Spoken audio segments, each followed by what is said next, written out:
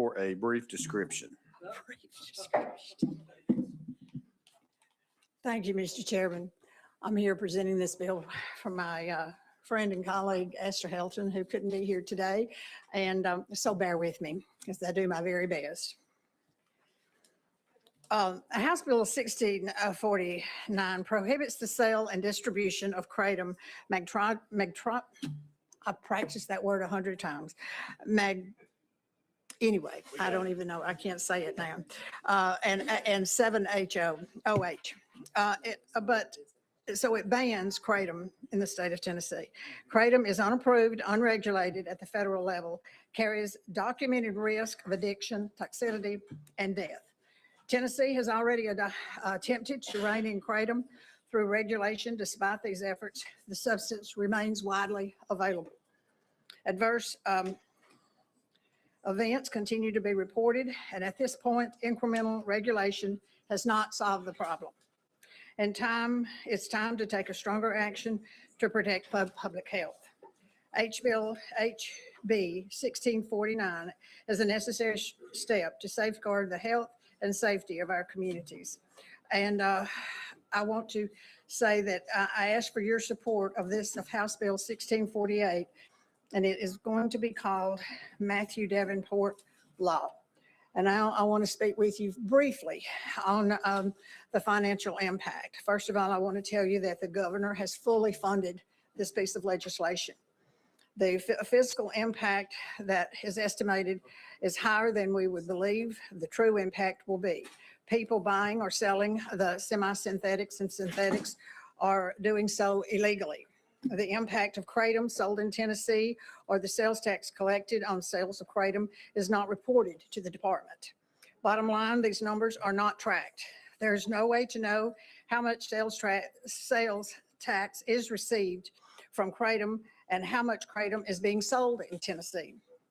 Any sales tax or profit that is earned from synthetics or semi-synthetics is illegal, and it is a misdemeanor for them to be sold in Tennessee now. Without knowing how much kratom is sold in Tennessee, we cannot accurately predict the number of people who would be incarcerated for using it, or how many of those users should already be incarcerated for using illegal synthetics and semi-synthetics. The kratom ban is supported by the fuel and convenience store associations, and they want these products off their shelves.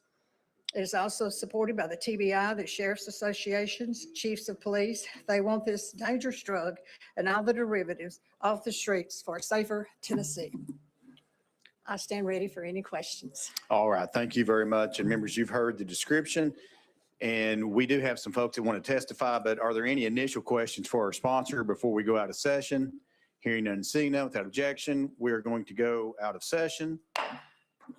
And I will ask, first of all, I have Mr. Mark Delaney from the Tennessee Bureau of Investigation, if he will come up. And also I think they were supposed to choose whether it's going to be Jessica Girding or Mac Haddow. One of those two, whoever decided. And if both of you all will come up and just have a seat there, we control the microphone. So once you see your red light come on, you will begin. The timer will start when you begin speaking. You'll have 3 minutes, and then we'll take some questions. And with that said, I think Mr. Delaney, I think we'll begin with you. So you're ready to begin. Thank you, sir. Chairman, members of the committee, thank you for the opportunity to appear before you here today.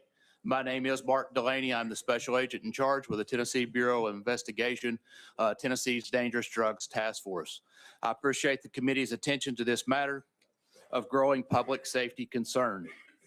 This is indeed a unique opportunity to save lives with the enactment of the Matthew Davenport's Law. I have personally spoken to the family of Matthew Davenport, and their desire with the potential enactment of this law is that no further families in Tennessee suffer from the devastation of losing a family member due to the consumption of a kratom product. As members of the committee are aware, kratom is frequently marketed in Tennessee as a benign natural alternative for individuals seeking relief from pain, anxiety, or substance abuse disorders. However, the TBI's assessment, supported by nationwide reporting from medical examiners, toxicologists, and public health partners, demonstrate that kratom is neither harmless nor low risk. According to the internal drug trend reporting, Kratom carries a high potential for addiction with withdrawal symptoms that closely mirror those of opioids, including acute cravings, severe gastrointestinal distress, and musculoskeletal pain. One of the most common arguments advanced by Kratom proponents is that it offers a safer alternative to addictive substances, but substituting one dangerous habit-forming drug with another substance that possesses its own significant abuse potential is not a sound public health strategy. Internal correspondence and expert review underscore that Kratom products, particularly these containing potent alkaloid 7-hydroxymetrogenine, are drawing increased concern from medical examiners and addiction specialists across the country. These products are widely available in Tennessee retail environments, especially gas stations and convenience stores, where consumers are often misled about their safety. Simply stated, there is no quality control or guarantee of any kind that the product is safe regardless of the state. Critically, although synthetic kratom is already illegal, distinguishing so-called natural kratom from enhanced or synthetic variants is exceedingly difficult in practice, complicating enforcement and allowing potential dangerous formulations to proliferate. Kratom's unpredicted potency further heightens the danger. The chemical composition of the plant varies substantially, meaning users cannot reliably anticipate its strengths or its effects. The instability creates a high potential risk of overdose, seizures, hallucinations, liver injury, and other severe outcomes. Some have suggested that Tennessee should regulate kratom rather than prohibit it.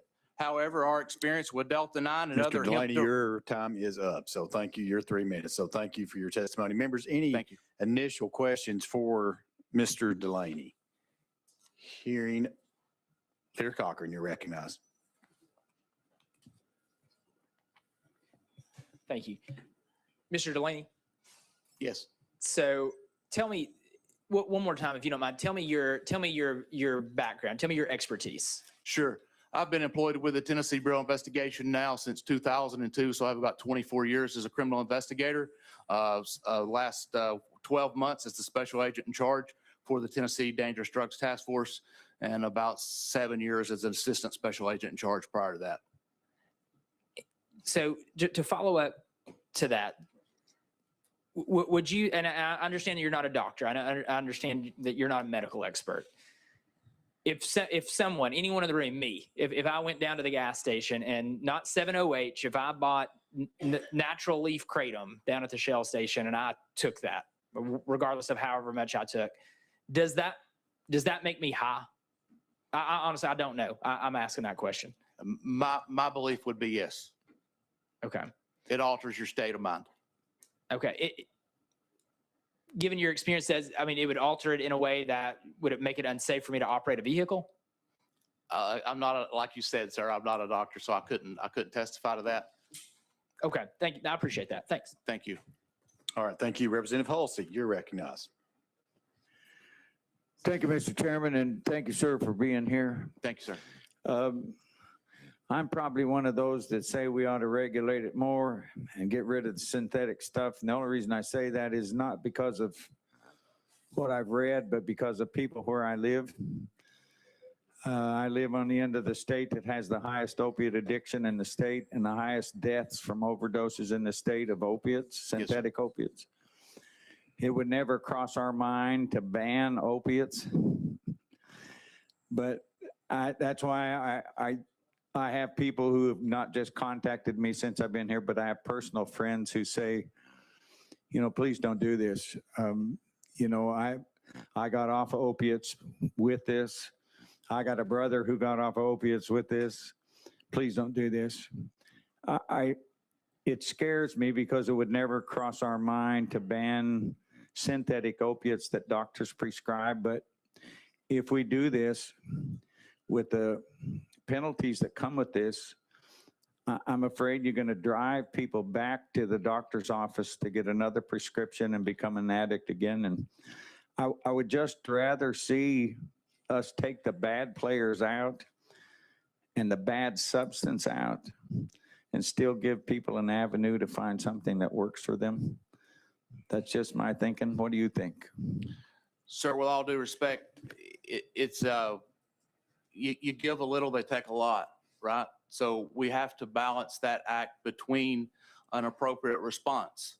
And the way it is, it's hard to tell the difference between synthetic and natural now, if not impossible. So the line that we draw in the sand is if we can't tell the difference between synthetic and natural, how are we supposed to react to that? That's the problem that we have in the enforcement perspective. Representative Halsey. I understand that we don't have the equipment in the lab to isolate one from the other. That is correct, sir. Is That there a is- solution to that? Is there equipment that can do that? It is not my understanding that there is a accredited lab in the state of Tennessee that has the equipment to Okay. do that, sir. Okay, It is not. All right, thank you. Next on the list, Representative Grills, you're recognized.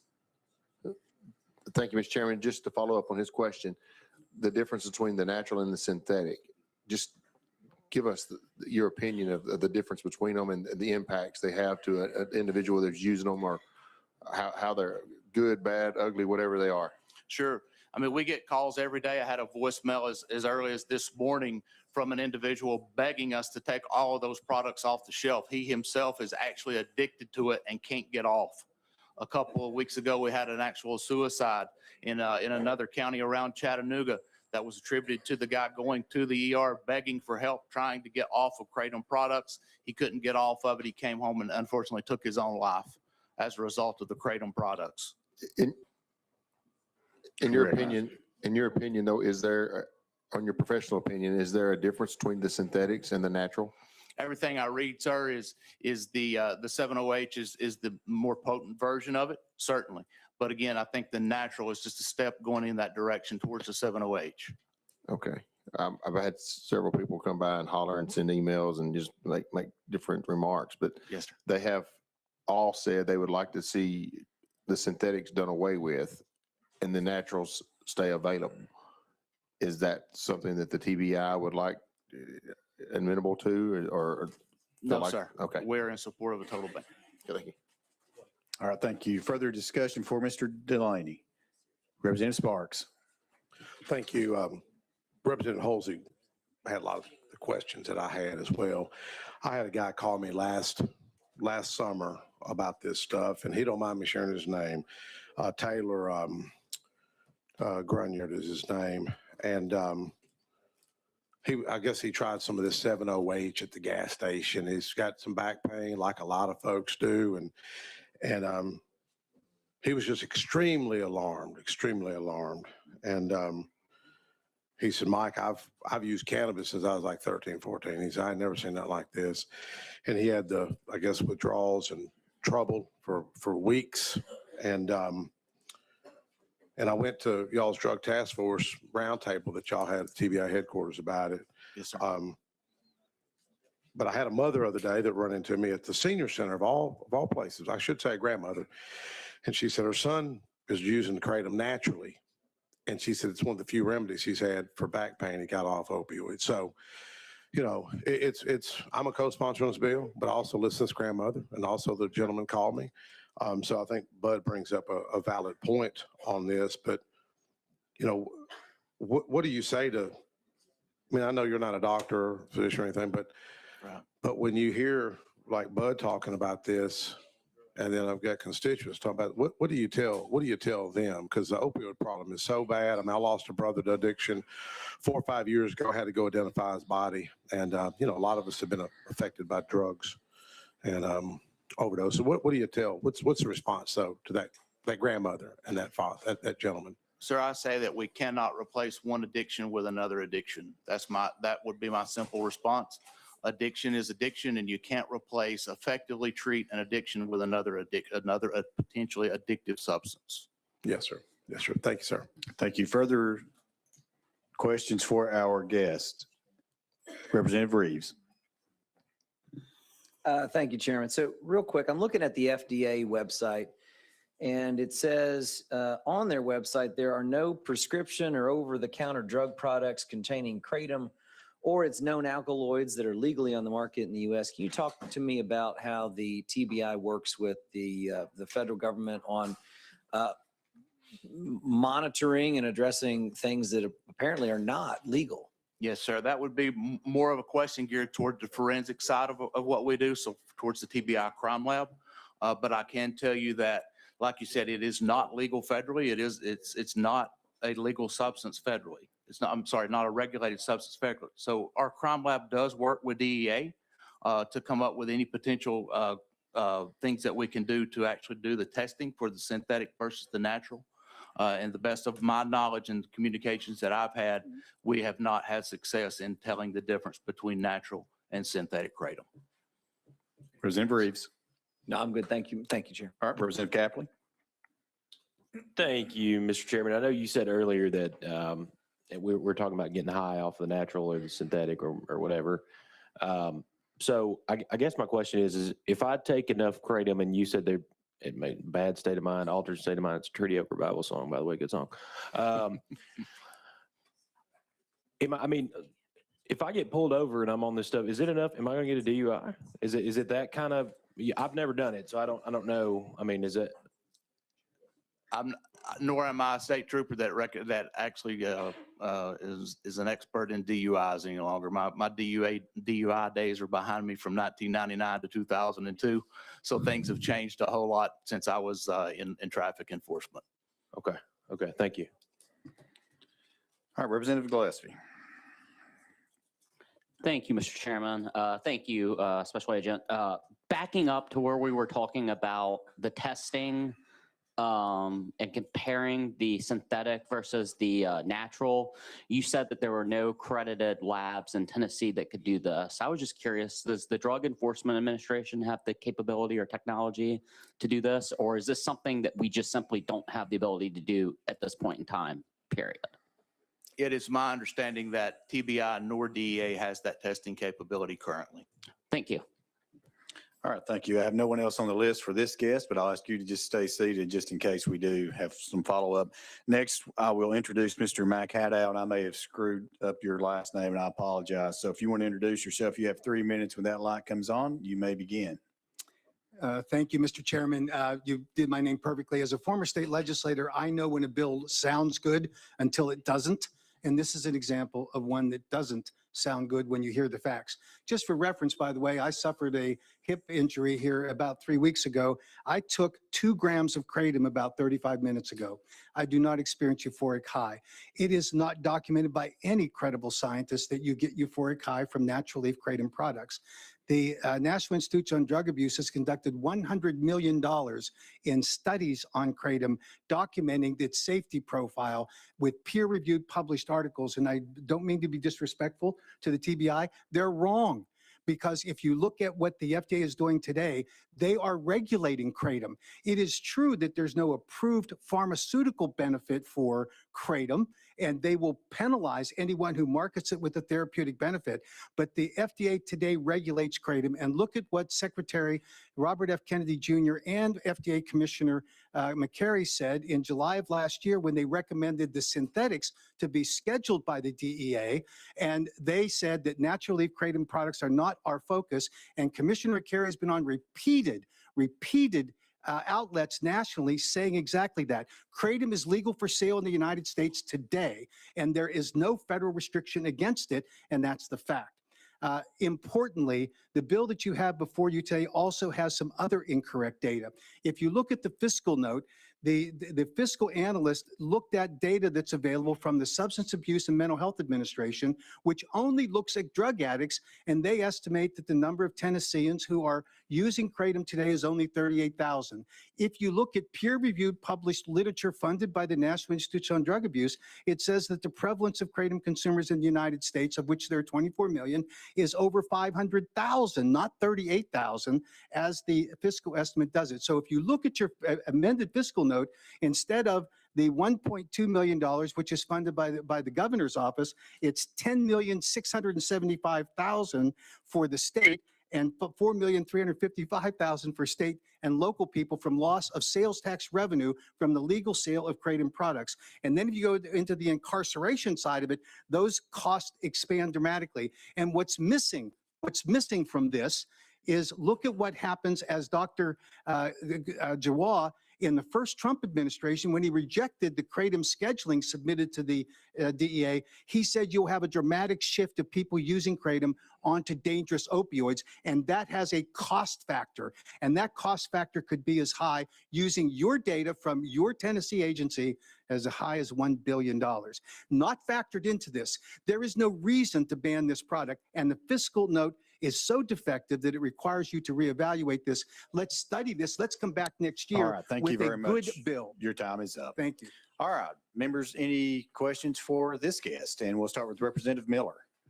Thank you, Mr. Chairman. Again, are you doctor?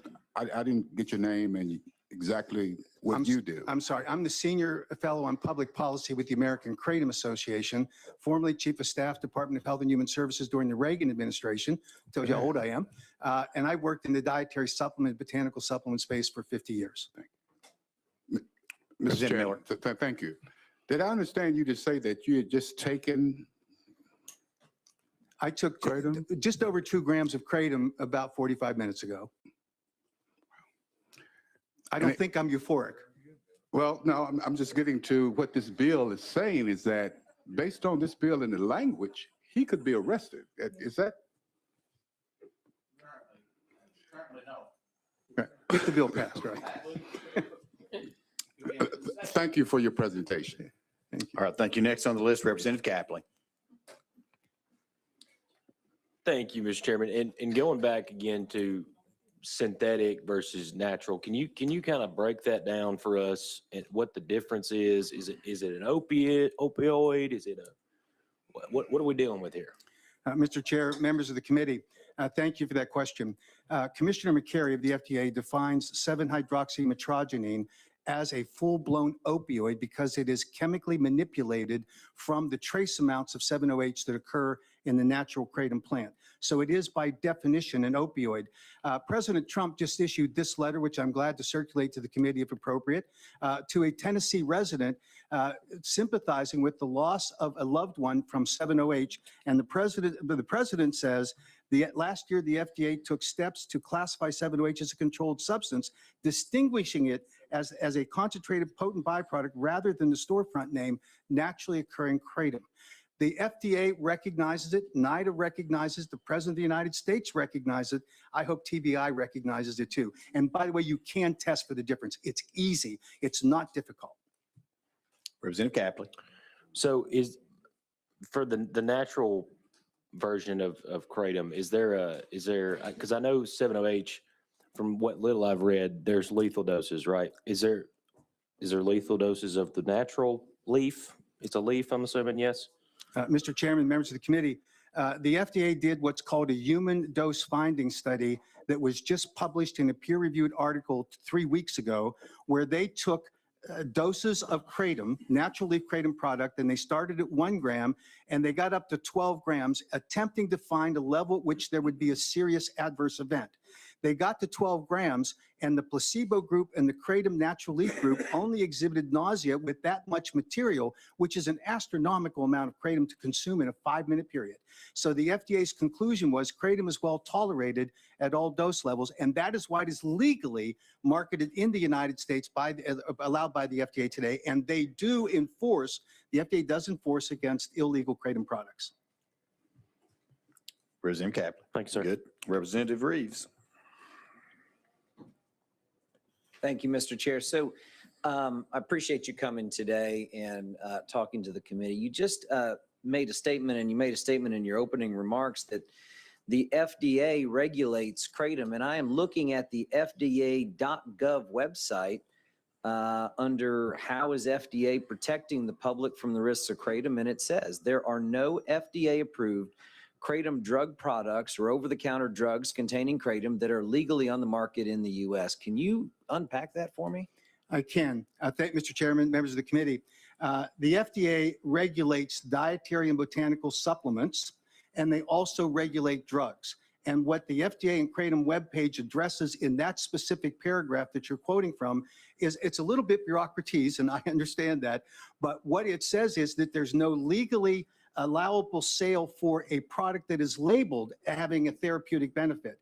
We at the American Kratom Association referred over 100 companies, kratom companies, that make illegal therapeutic claims. So what that statement says is you cannot legally market it and claim a therapeutic benefit as all of the therapeutic benefits that they specify.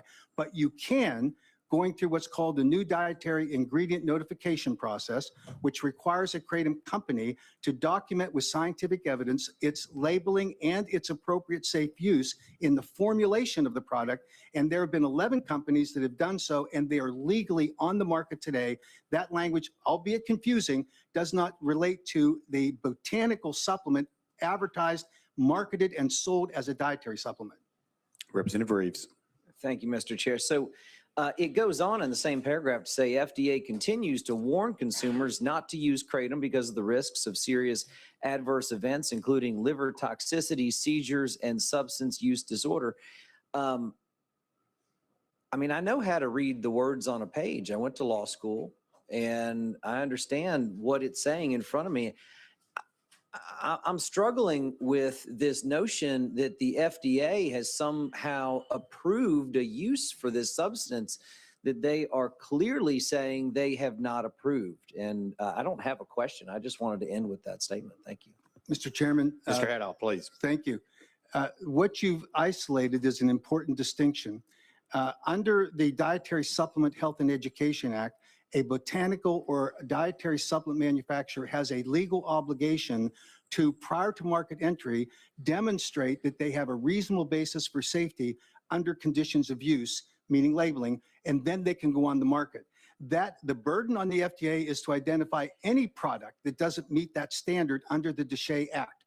That is why you can go into a GNC and you can see hundreds of products that have therapeutic benefits, that have addictive qualities or habit-forming qualities. They are allowed for sale, meeting the standard under the DSHEA Act, and the FDA recognizes that. And that is why FDA Commissioner McCary said that they are not focused on natural leaf kratom products in distinguishing between the synthetic 7-OH, which they are recommended for scheduling, which would be appropriate for the state to do, but not ban the natural leaf kratom products, because the commissioner himself said we're not focused on natural leaf kratom products that are sold throughout the United States. Representative Reeves. One last thing. FDA, and I respect Dr. McCary greatly, but not focusing on something because something else is a greater hazard does not mean that they have endorsed it. And I just want to point that out. So thank you. Mr. Chairman, members of the committee, I wasn't suggesting he endorsed it. I was suggesting that his focus was on protecting the public safety. And in that context is the statement he made that we are focused on synthetic, chemically manipulated 7-OH products. Natural leaf kratom products are not our focus as they're marketed under the DSHEA Act. Representative Chisholm. Thank you, Mr. Chairman. So I'm trying to play catch up here. I didn't know what kratom was until last week, so I'm playing catch up a little bit. But I'm looking at the possibility of overdoses. So from what I've been reading for the last 5 minutes, overdoses can happen when mixed with many, it says many other drugs. Do you agree to that? Mr. Chairman, Representative, the National Institute on Drug Abuse and the FDA and HHS make the point that you just made, that kratom deaths are rare, but when they do occur, they're because of adulterated kratom products, meaning synthesized and all that, or polydrug use, people that are using other substances, which unfortunately in the case of the Davenport case here, the overdose was because of Benadryl. They happen to have kratom in their system, that young man, but that was not the cause of the death. So that's the distinction that NIDA and FDA and HHS make today. Representative Chisholm. In your opinion, are you more likely to have an overdose from kratom or Tylenol? I didn't hear that question. Are you sorry. more likely to have an overdose from kratom or Tylenol?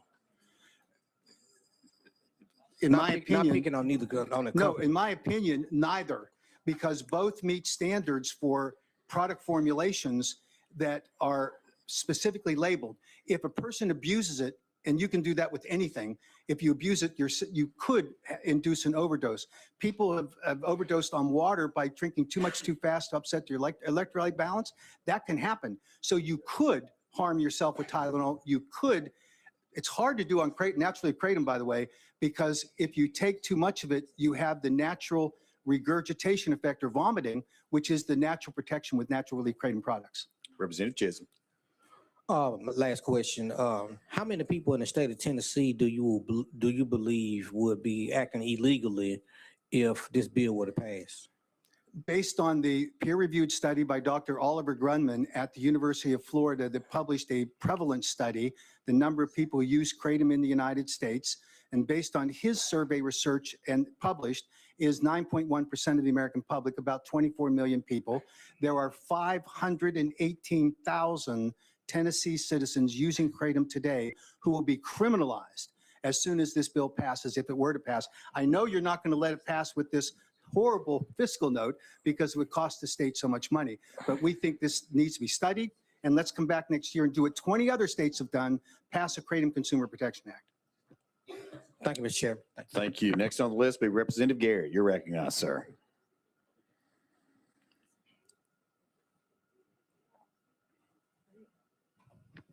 Thank you, Mr. Chairman. Thanks for being here. I'm curious about a couple of things. How long have you been taking kratom? About 9 years. Okay. Mr. Chairman, I'll let it go back and forth, or do I need to? Yes, please go back and Okay, thank forth. And if you get into a running debate, I will certainly let you know. All right. Thank you very much for that.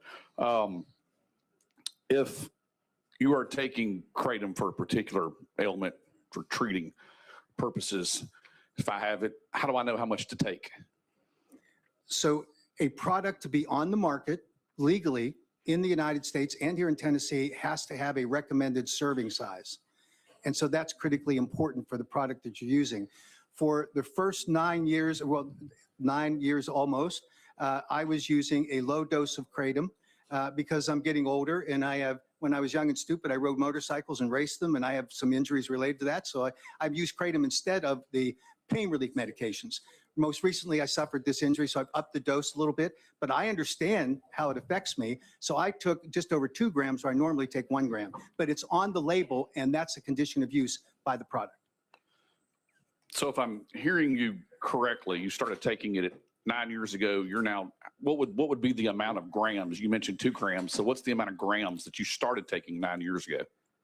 I need, Mr. Chairman, members of the committee, I apologize, I should clarify.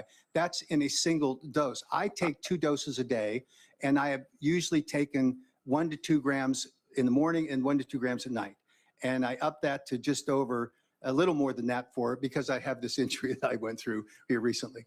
I was shoveling snow, but I fell, and I shouldn't be shoveling snow at my age. So that's a mental health problem I have to deal with, and my wife. So who's deciding the amount that you're taking each time you decide to either up your dosage or lower your dosage?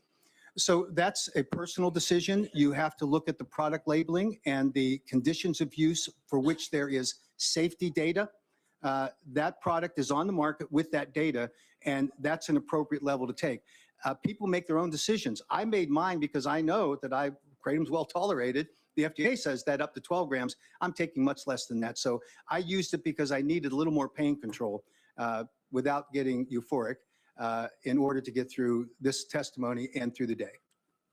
You qualified that at the end very interesting without getting euphoric, but you are self-diagnosing yourself and self-prescribing yourself based upon your reaction to the piece of, to the kratom, so to speak. That's a concern that I have, and that's why I was asking those questions that you're self-treating for your pain and as it relates to your dosage. There's nothing telling you how much you should take or how much you shouldn't take. So typically someone that would take this, if they're in lots of pain, could potentially take too much and then overdose because this is self-prescribed for what you've been doing for the past 9 years. Isn't that correct?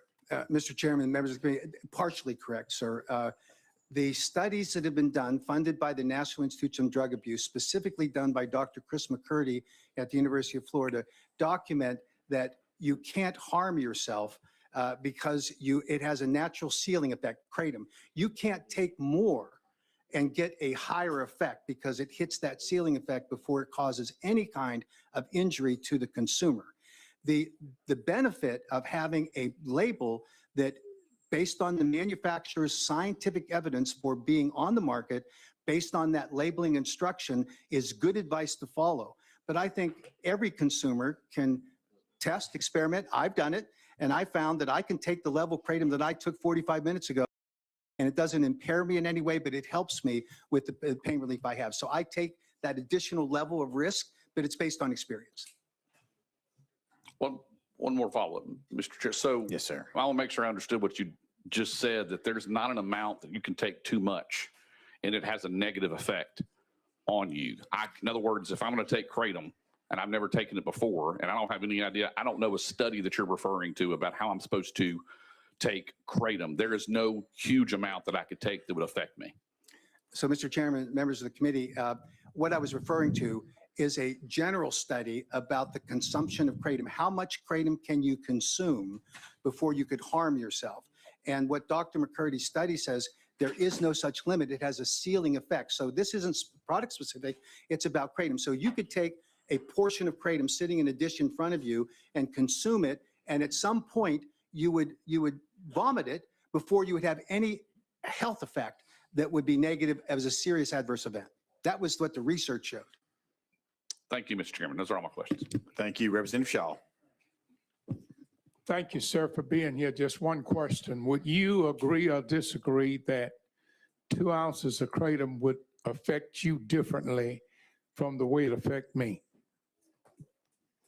So, Mr. Chairman, members of the committee, are you talking about body size or are you talking about age? There are a number of factors that are there, but the bottom line is that a manufacturer has an obligation to determine what the safe amount of kratom in a labeling direction, serving size, is, and that would be generalized to the entire population. So it has a safety factor limit in it. They're not going to prescribe anything different between you and I in that labeling instruction, because that's what the scientific data has to demonstrate to enter the marketplace. I don't mean prescribing. I mean just simply putting it, any medication would affect you differently from the way it would affect me. Would you not agree to that? Mr. Chairman, members of the committee, I of course would agree with that. And that's why the product labeling instructions are so important, that when you take that, you know what the experience is, and you know whether it affected you adversely or not. You might want to take it less. You might be able to tolerate a little more. And that's true for every dietary supplement and botanical supplements on the market today. All right, thank you. Representative Boyd.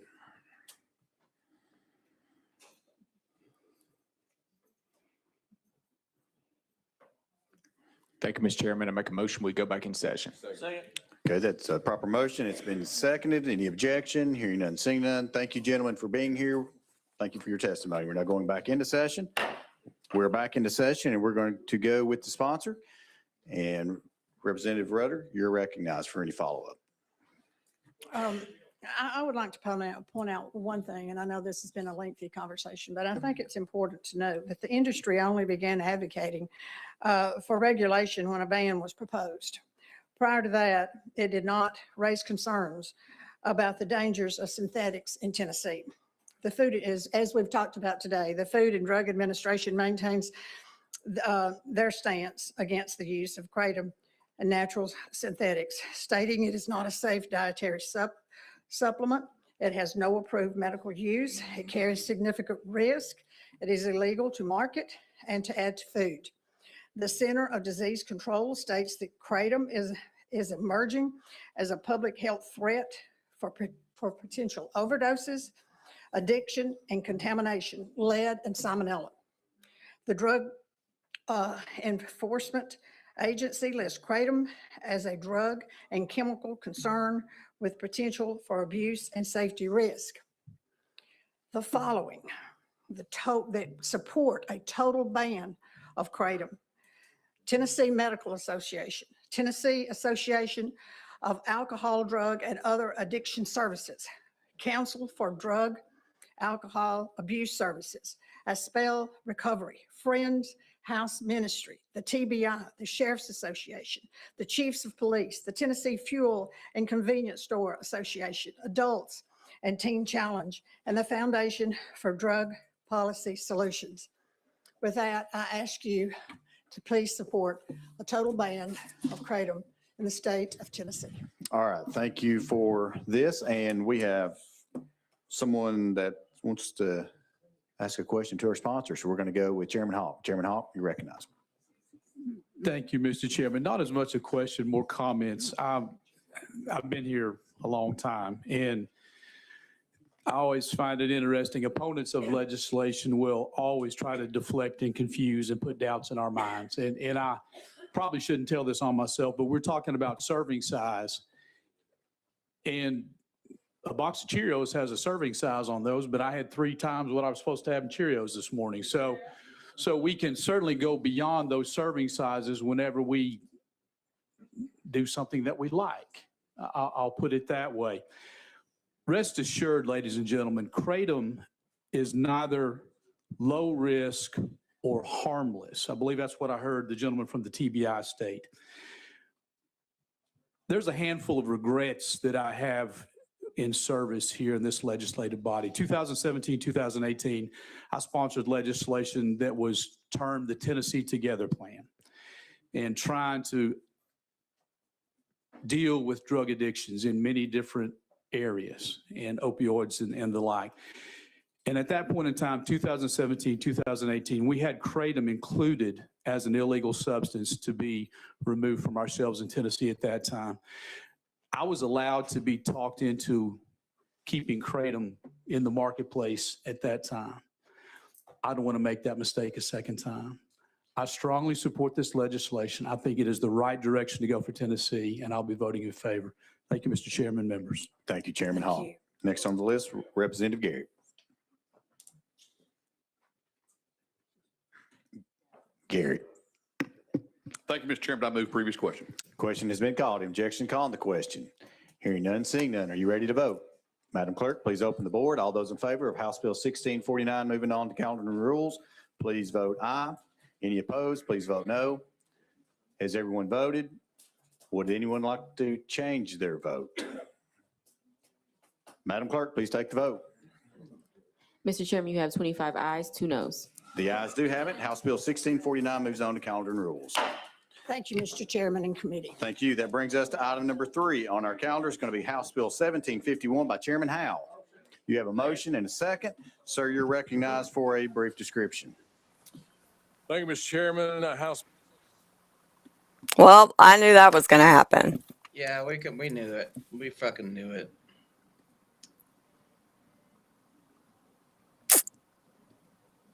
Ridiculous. Ridiculous. Ridiculous. I don't even know what to say about it, man. Wherever Mac got that letter from Trump, they stated that Trump, the president of the United States, was distinguishing between 708. Well, I forgot exactly what he said, honestly. I have to rewatch that part. But apparently, President Trump sent a letter to a family that lost their loved one or what have you to 708.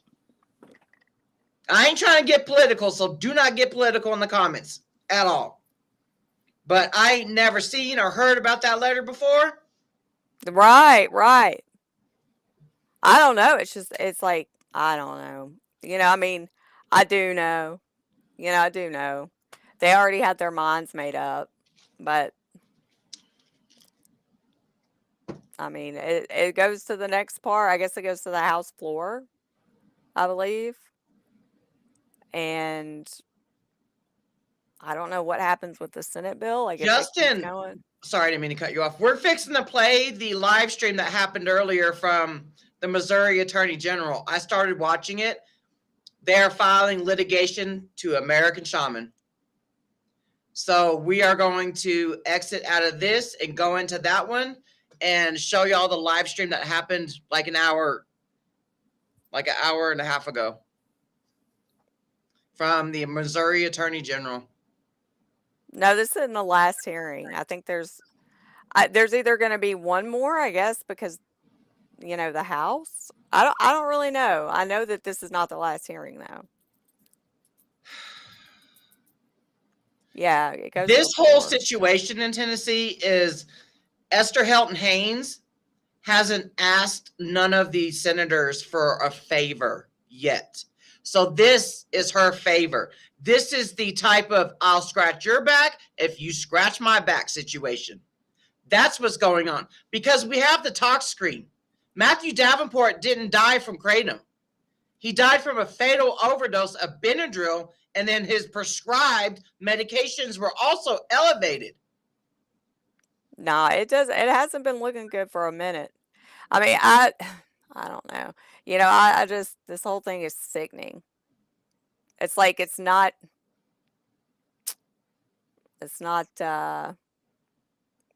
being done the right way. You know what I mean? This is what I'm saying, Justin. I don't hate the 7-OH user. I hate 7-OH. Yeah. My almost 7 years of advocacy is being thrown down the drain. Everything.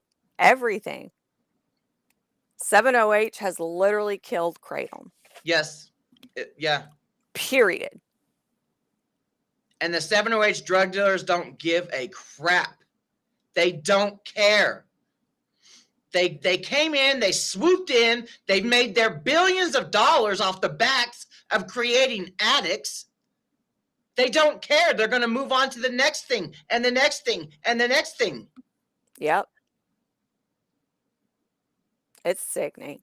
It's just sickening. But yeah, Haynes reminds me of that Louisiana Vilio or whatever her name is. Mike, that wasn't Helton Haynes that was standing up there. For some reason, Helton Haynes wasn't there today. That was just some other lady. I guess it was like another rep. I don't know. I don't know either. I ain't never seen her before. Yeah, they'll just keep on. But, and we just mop up have to deal with the fallout. That's what we've been doing. It hasn't gone all the way through. They did vote to get it past this, the finance committee, Nikki, that it still has to go, I believe, through the House floor. Y'all are on the verge of it being banned. Yeah. That's what's happening. And that one guy, that first rep, Husley or whatever his name was, man, that guy knows what's up. Yeah. You could tell, I don't know. I really feel like, I don't know. I feel like these reps, I know that the ones that I talked to, Grills, he didn't really, I mean, when I talked to him, we stayed in his office for like 20 minutes. He seemed to know, but I mean, you can't, if you've already promised your vote, it's like hard to, Yeah. They keep coming back to that same comment that the advocacy didn't have no problem until here recently about banning kratom, something in that nature. Yeah. Yeah, because 7-OH fucking got mass produced to the freaking public in September 2023. So now, like, we are mopping up that mess. And I will continue saying this. If you take 7-OH, you are contributing to the downfall of kratom.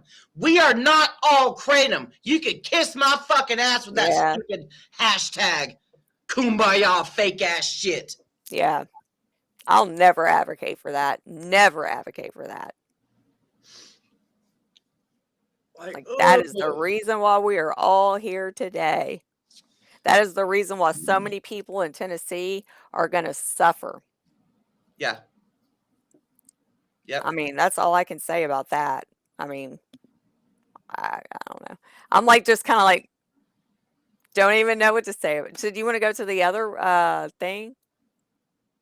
The AK has been trying to get a KCPA there for years now, so I have no clue what the fuck they're talking about. Yeah. Yep. Well, the other day, Haynes said it was 7-OH had been on the shelves for 10 years.